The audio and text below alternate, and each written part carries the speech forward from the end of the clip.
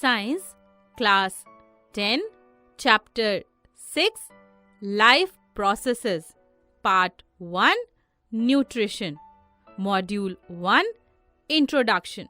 Hello friends, आज हम शुरू करने जा रहे हैं Chapter 6, Life Processes. फ्रेंड्स, इस चैप्टर को हमने 4 पार्ट्स में डिवाइड किया है. हर एक पार्ट में हम एक लाइफ प्रोसेस के बारे में समझेंगे. तो ये पार्ट है न्यूट्रिशन का, जिसमें हम बात करेंगे न्यूट्रिशन से रिलेटेड. तो फ्रेंड्स, अर्थ पर लिविंग और नॉन लिविंग थिंग्स दोनों प्रेजेंट होते हैं. हम कहते हैं कि लिविंग थिंग्स अलाइव हैं, जिंदा हैं, और नॉन लिविंग थिंग्स जो हैं वो अलाइव नहीं हैं. पर फ्रेंड्स, हम अलाइव और नॉट अलाइव में डिफरेंस कैसे बताते हैं? फ्रेंड्स, जब हम किसी डॉग को दौड़ते हुए देखते हैं या किसी काऊ को फूड च्यू करते देखते हैं या किसी ह्यूमन को स्ट्रीट पर मूव करते देखते हैं, तो हम कहते हैं कि ये सब अलाइव हैं, जिंदा हैं, क्योंकि ये मूव कर रहे हैं. पर अगर हम किसी डॉल को देखते हैं या किसी भी टॉय को देखते हैं तो वो मूव नहीं करते, तो हम कहते हैं कि वो अलाइव नहीं हैं, जिंदा नहीं हैं. पर फ्रेंड्स, जब ह्यूमंस, डॉग्स या काऊ सो रहे होते हैं तब तो वो मूव नहीं कर रहे होते. तो क्या तब भी वो अलाइव होते हैं? हाँ फ्रेंड्स, वो सोते टाइम भी अलाइव होते हैं, क्योंकि उनमें मूवमेंट होता है. जैसे ऑर्गेनिजम्स की चेस्ट को आप देख सकते हो, जब वो ब्रीथ करते हैं तो चेस्ट मूव होती है. इसी तरह से और भी मूवमेंट्स होते हैं, जैसे हार्ट बीट करता है, मूव होता है. तो इस तरह से सोते टाइम भी लिविंग ऑर्गेनिजम्स अलाइव होते हैं, क्योंकि उनमें मूवमेंट होता है. एनिमल्स तो एक प्लेस से दूसरी प्लेस पर मूव करते हैं, उनके बॉडी पार्ट्स भी मूव करते हैं. But what about plants? Plants तो अपने प्लेस से मूव नहीं करते, फिर भी वो अलाइव हैं. तो क्या आप बता सकते हो कि क्यों हैं प्लांट्स अलाइव? तो फ्रेंड्स, प्लांट्स टाइम के साथ ग्रो करते हैं. प्लांट्स की लीव्स और ब्रांचेस मूव करती हैं. रूट ग्रो करती है तो ग्राउंड में नीचे की तरफ मूव करती है. और इन सब मूवमेंट्स के बेसिस पर हम कहते हैं कि प्लांट्स अलाइव हैं. तो फ्रेंड्स, किसी भी टाइप का मूवमेंट, ग्रोथ रिलेटेड या फिर वो मूवमेंट जो ग्रोथ से रिलेटेड नहीं है, वो अलाइव होने का कॉमन प्रूफ है. We say any kind of movement, either growth related और not, is an evidence of being alive. जो मूवमेंट हमें दिखाई नहीं देता, विजिबल नहीं होता, वो भी अलाइव होने का कैरेक्टरिस्टिक है. मतलब अलाइव होने के लिए जरूरी नहीं है कि विजिबल मूवमेंट ही हो. सो वी से visible movement is not a characteristic of being alive. यहाँ तक समझ आया ना आपको? अब फ्रेंड्स, कुछ मूवमेंट जो होते हैं वो बहुत ही स्मॉल स्केल पर होते हैं, जो कि नेकेड आई से नहीं दिखते. जैसे कि लिविंग बीइंग्स में मॉलिक्यूल्स का मूवमेंट. लिविंग बीइंग्स में मॉलिक्यूल्स का मूवमेंट लाइफ के लिए नेसेसरी है. Molecular movement is necessary for life. Now friends, why are molecular movements needed for life? तो फ्रेंड्स, आप जानते ही हो कि living organisms well organised structures हैं. इनमें टिश्यूज होते हैं. टिश्यूज सेल्स से बने होते हैं और सेल्स में और भी छोटे छोटे कंपोनेंट्स होते हैं, सेल ऑर्गेनेल्स. इसका मतलब living organisms well organised structures हैं। फ्रेंड्स, एनवायरनमेंट के इफेक्ट की वजह से लिविंग ऑर्गेनिजम्स का ये वेल ऑर्गेनाइज्ड स्ट्रक्चर टाइम के साथ ब्रेक होता जाता है, और अगर ये ऑर्डर्ड स्ट्रक्चर ब्रेक हो गया तो ऑर्गेनिजम्स अलाइव नहीं रहेंगे। We say if the ordered or well organized structure breaks, organisms will no longer be alive. तो लिविंग ऑर्गेनिजम्स को अलाइव रहने के लिए अपने स्ट्रक्चर्स को मेंटेन करना पड़ता है, रिपेयर करना पड़ता है, और क्योंकि ये सभी स्ट्रक्चर्स मॉलिक्यूल से बने हुए होते हैं, तो रिपेयर और मेंटेनेंस के प्रोसेसेस के लिए ये मॉलिक्यूल्स कंटिन्यूअसली मूव करते हैं।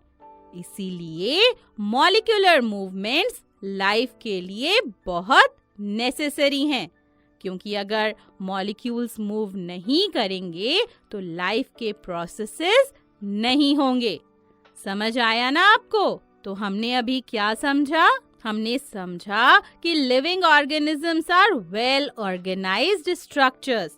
They have tissues, tissues have cells, and cells have smaller components in them. If the ordered or well organized structure breaks, organisms will no longer be alive. All these structures are made up of molecules, and molecules move all the time to repair and maintain these structures, and therefore molecular movements are necessary for life. Friends, अब आपको एक interesting बात बताते हैं। Viruses में कोई भी molecular movement नहीं होता। कब तक? जब तक कि वो किसी लिविंग सेल को इन्फेक्ट ना करे, यानी कि किसी लिविंग सेल में एंटर ना करे, अंदर ना जाए। यानी वायरसेस जब सेल को इन्फेक्ट करते हैं तो मॉलिक्यूलर मूवमेंट शो करते हैं, और सेल के बाहर वो मूवमेंट शो नहीं करते। और फ्रेंड्स, इसीलिए ये बहुत कंट्रोवर्शियल है कि वायरसेस अलाइव हैं या नहीं। सेल्स के अंदर वो अलाइव होते हैं और बाहर नहीं होते। तो चलिए फ्रेंड्स, लिविंग बीइंग्स के कुछ कैरेक्टरिस्टिक्स लिस्ट करते हैं जिनके बेसिस पर हम ये कहते हैं कि दे आर अलाइव। आपने ये कैरेक्टरिस्टिक्स ऑलरेडी लोअर क्लासेस में पढ़े हुए हैं। आपको पता है कि living things need food and water, living things grow करते हैं, लिविंग थिंग्स अपने अराउंड चेंजेस जो होते हैं उनको रिस्पॉन्ड करते हैं, living things respire, living things movement show करते हैं, और ये तो हमने अभी डिस्कस किया। इसके अलावा living things remove waste from their body, and living things reproduce and produce young ones of similar kind. Friends, सभी ऑर्गेनिजम्स लाइफ के लिए कुछ बेसिक फंक्शंस परफॉर्म करते हैं, और इन बेसिक फंक्शंस को लाइफ प्रोसेसेस कहते हैं। All the living organisms perform some basic functions to maintain their life, and these processes are called life processes. तो लाइफ प्रोसेसेस क्या हैं? लाइफ की वो प्रोसेसेस जो लिविंग ऑर्गेनिजम्स की लाइफ को मेंटेन करने के लिए नेसेसरी हैं। तो चलिए अब हम इन लाइफ प्रोसेसेस के बारे में बात करते हैं। फ्रेंड्स, हमें बॉडी को मेंटेन करने के लिए, ग्रो करने के लिए, डैमेज पार्ट्स को रिपेयर करने के लिए एनर्जी की जरूरत होती है, और ये एनर्जी हमें कहाँ से मिलती है? बिल्कुल सही, फूड से। और एनर्जी के सोर्स यानी फूड को बाहर के किसी सोर्स से बॉडी के अंदर ट्रांसफर होने की प्रोसेस को न्यूट्रिशन कहते हैं। The process by which a source of energy, food, is transferred from outside the body to the inside is called nutrition. Food sources mostly carbon based molecules होते हैं, यानी कि कार्बन कंटेनिंग कंपाउंड्स होते हैं, और different organisms different processes से nutrition obtain करते हैं। यहाँ तक समझ आया? वेरी गुड, आगे बढ़ते हैं। फ्रेंड्स, हमें पता है कि एनर्जी बॉडी के बाहर से सोर्सेस से मिलती है, और ये एनर्जी सोर्सेस फिर बॉडी के अंदर ब्रेक डाउन होते हैं, एक यूनिफॉर्म सोर्स ऑफ एनर्जी में कन्वर्ट होते हैं, और फिर रिपेयर में और बॉडी में नए कंपाउंड्स बनाने में यूज होते हैं। बॉडी में इन सोर्सेस का break down oxidation reduction reactions की हेल्प से होता है।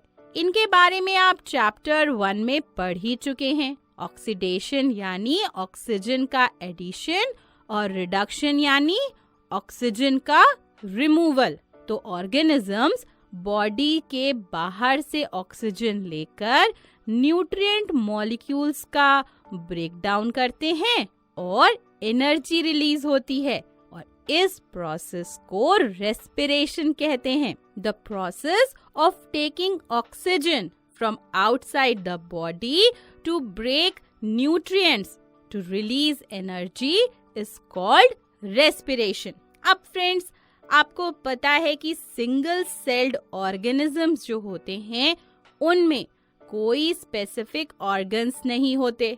फूड को अंदर लेना, गैसेस का एक्सचेंज और वेस्ट को बॉडी से बाहर रिमूव करना, ये सब सेल के एनवायरनमेंट से डायरेक्ट कांटेक्ट में होने की वजह से डिफ्यूजन की प्रोसेस से हो जाता है। पर फ्रेंड्स, मल्टी सेलुलर ऑर्गेनिजम्स में ये पॉसिबल नहीं है। क्यों नहीं है? क्योंकि सभी सेल्स एनवायरनमेंट के कांटेक्ट में नहीं होते, डायरेक्ट कांटेक्ट में नहीं होते।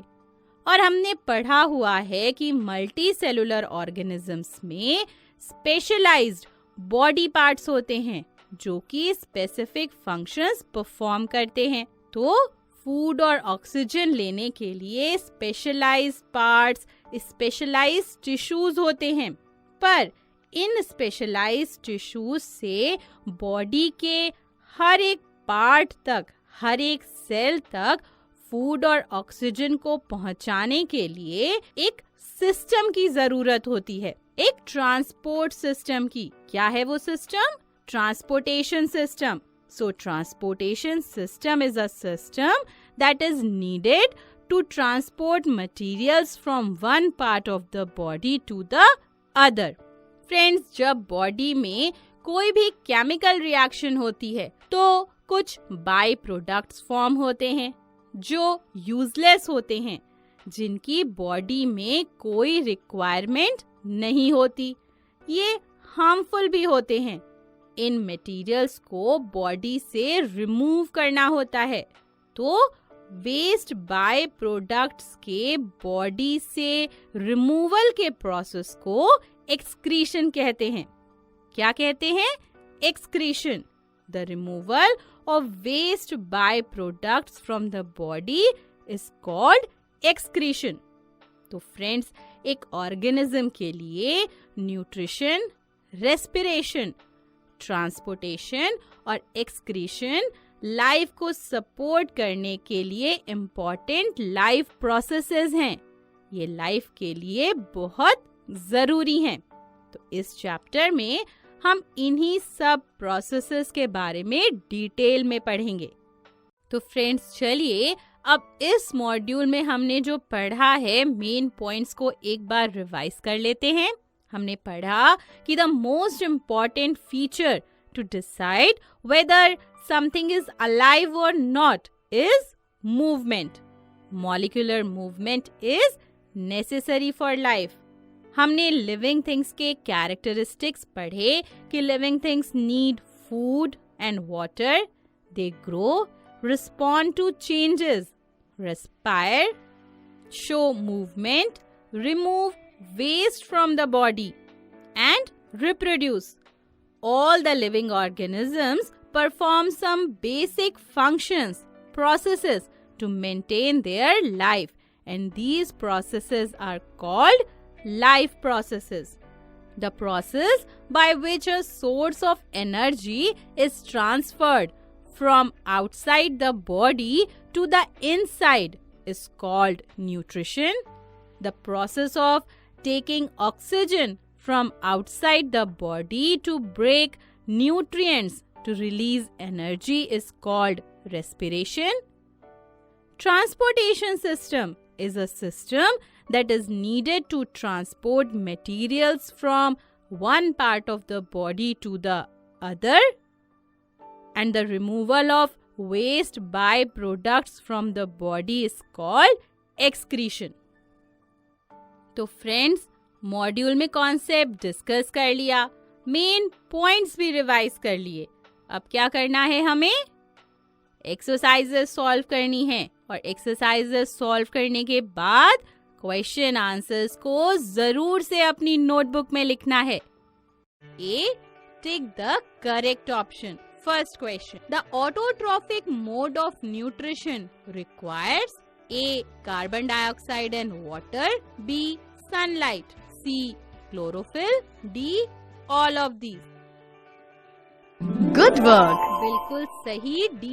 all of these. Autotrophic mode of nutrition में कार्बन डाइऑक्साइड, वाटर, सनलाइट और which of the following statements is incorrect about the autotrophs?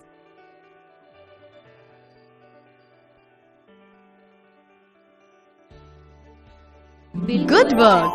Option C गलत है, क्योंकि ऑटो